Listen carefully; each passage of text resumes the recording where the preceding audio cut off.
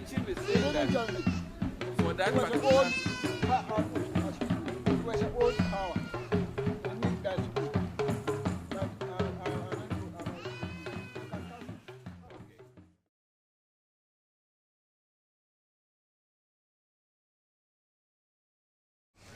I'm Ton Dietz. I'm working at the University of Amsterdam as a geographer, professor in human geography, and working in Africa already for a long time, since 1975. As a researcher of the University of Amsterdam, I have been involved in many projects dealing with evaluating development. Many project appraisals, many project evaluations, and I became rather fed up with the bias in many of those approaches, in which there was so much emphasis on the organizations and their project approaches, and hardly anything about people, about what it did to people. And at some point I decided we really need to do evaluations in a different way. So I started a project with colleagues in Kenya who have been involved in a number of these project activities, and we decided to topple the approach.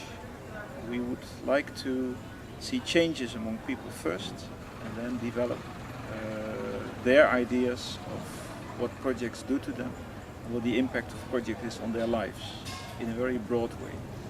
So we called it a holistic approach, talking about virtually everything that is of importance to them. And we called it participatory because people themselves were the ones doing the evaluation.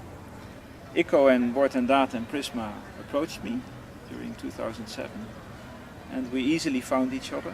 They were very interested in this approach. I was very interested in developing any further. We decided that it would be a good idea to do that in northern Ghana and in southern Burkina Faso.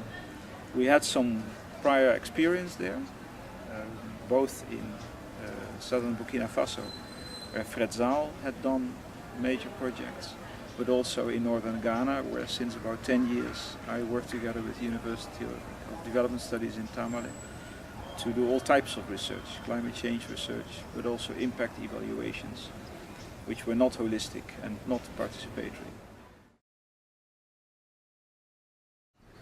The setup of the workshop is in fact very simple.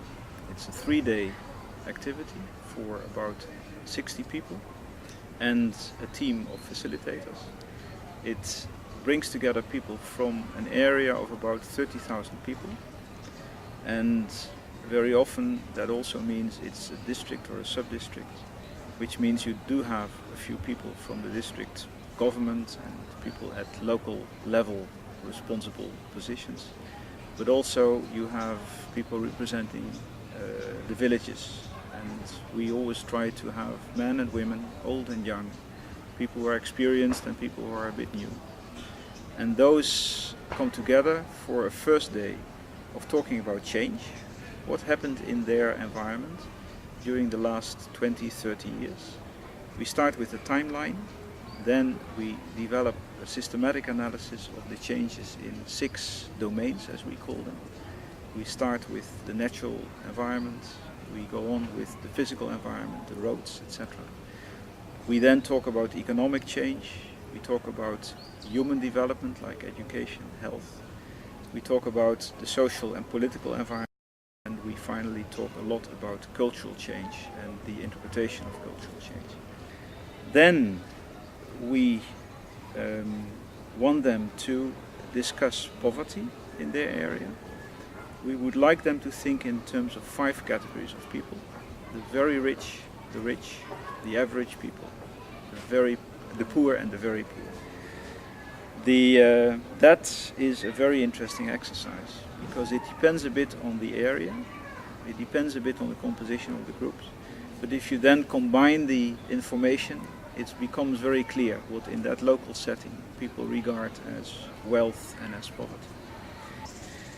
Then the next day we talk about all the projects, all the interventions, all the activities that came from outside that they remember for the last 20-30 years. In fact, we looked at government and pseudo-government interventions, we looked at interventions from the churches, We looked at interventions from mosques and Islamic organizations, although there were not many in Ghana.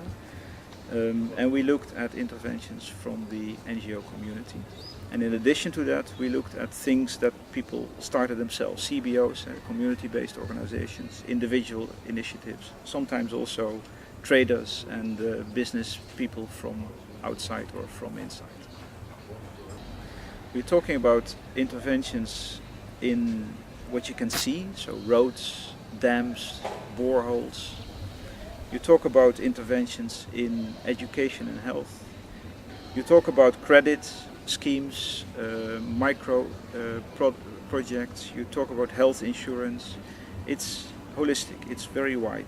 It's in fact everything that changes people's lives, and started to do so either because some people in the community took the initiative, but very often because initiatives came from outside. We asked them to be as specific as possible and as precise as possible.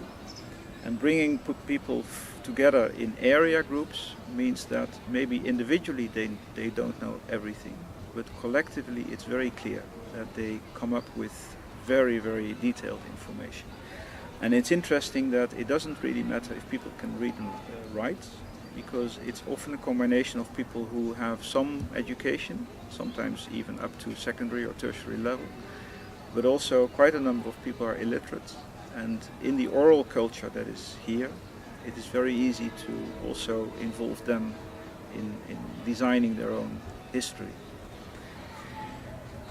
Then we have to work hard as facilitators, because in the evening we have to type all those lists of projects, and they are between 30 and more than 100 per sub-area. And the third day we ask the people to evaluate these projects in terms of usefulness for them. What was the impact, negative or positive, a little or quite substantial. And finally, it's the most difficult part, we asked them to select the 5 best and the 5 worst projects out of the list that were between 30 and 100. And then about those 5 best, we want them to find out what the impact of these 5 best projects was on the various domains in their lives, and also why they regarded these projects as so important. We also want them to give us an idea about the impact for the 5 categories of wealth. So some projects might be very useful for the average people, but not very interesting for the very rich, or the other way around, they might be interesting for the rich and they might not have any impact or a negative impact on the very poor. And we allow them to be complex, to give us the stories from their perspective, which is never a plus-minus story. It's always a combined story of things they like, things they don't like, things they think are very important and things that are less important. And it very often goes together with very fierce discussions within the groups, a lot of negotiation about what the real answer should be. And that's about it. In 3 days, we really gather a lot of information. And then you can also see that it's a very rich type of information. It's not the easy answer, not these one-liners that you will get in many of the media attention for development problems. It's the real assessment of people's changes seen through their own eyes and with enough attention for differences.